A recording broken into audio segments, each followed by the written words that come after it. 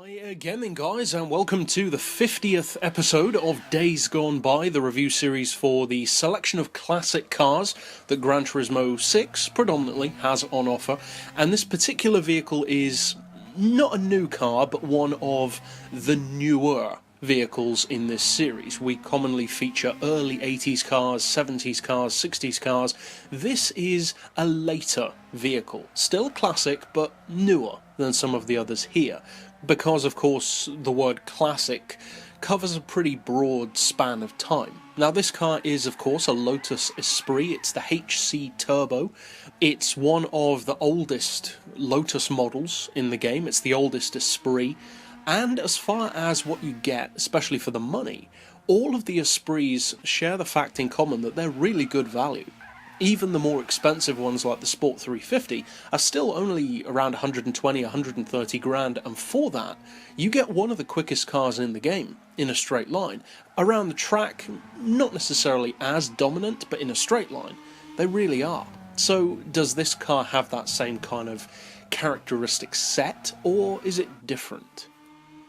Well, in some ways I would say that it's similar, but definitely not the same, because with the newer Esprits, they can be made to be good track cars, but even then, they're not necessarily dominating vehicles. There are certainly quicker cars than the Esprit around twisty circuits. The Esprit can be beaten at multiple PP levels. Now, this particular car, I would say, is, in relation to the rest of its numbers, and also in relation to its straight line performance, a better track car, especially if you're talking PP specific, than the newer Esprits, because the newer Esprits are extremely rapid in a straight line, but around corners, even with less power, they're just not quite as quick as some of the other options that you have out there, your Tommy Kairas, your GTRs, various other vehicles. Whereas with this car, especially if you're talking classics, then this is one of the quickest in that category, especially if you're talking PP-wise. So what kind of performance can you expect? Well, for just under 50 grand, it's actually 48.5 grand, which is a pretty good start. You get a 2.2 litre turbo engine. It's, of course, mid-mounted, rear-wheel drive, and fully tuned. It doesn't have anywhere near the sheer numbers of the newer Esprits. All of those newer models are running around or even over 900 horsepower. This car is just under 500, it's actually 499 in maximum tune form. It puts out 409 foot-pounds of torque, which is kind of more impressive than the power, and it only weighs 959 kilos, which is very, very light, lighter in fact than all of the newer Esprits. And the fact that it is so light means that even though it doesn't have an insane amount of power, you're still looking at 520 horsepower per tonne, which is very good. That's super sports exotic territory. And even the PP on this car, with all of its upgrade parts fitted, is still quite reasonable. 555 isn't too bad at all. Now, as far as what kind of performance you can expect from this car, it does not let the name of the Esprit down. All of the newer Esprits on Gran Turismo are known for being monsters in a straight line. In particular, the Sport 350. It's one of the quickest street cars in the game. This is kind of the classic equivalent of that, because it's a seriously quick car. Now, in comparison to the newer Esprits, it doesn't sound that quick, because it can actually do around 250 miles per hour under its own power. That's without NOS, that's without slipstream. That doesn't sound that amazing in the world of Gran Turismo, because we commonly talk about cars that do 290, 300, or even more. But you have to bear in mind, not only is this an older car, but it's only got 500 horsepower.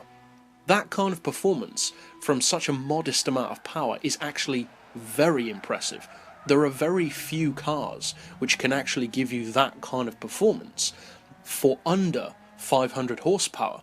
The kind of vehicles which you'd have to use to get that kind of performance would be stuff like the Dome Zero, the Mazda RX 500, the light car company Rocket, that kind of thing. And what they all share in common is that they're known for being remarkably good performance cars. Now, this does not have the same level of exposure as something like an RX 500 or a Dome Zero, or even the light car company Rocket. But the reason why is I think it's just a little underwhelming in comparison. It's a car which certainly isn't boring, I'm not saying that, but it doesn't really blow a trumpet about what it can do. The light car company Rocket attracts a lot of attention to itself. It stands out. The Dome Zero looks like nothing else. The Mazda RX-500 looks like nothing else. So of course people are going to notice them, they're going to take heed of them, and once a few people start noticing just how good they can be, then more people do, more people talk about it, so on and so on.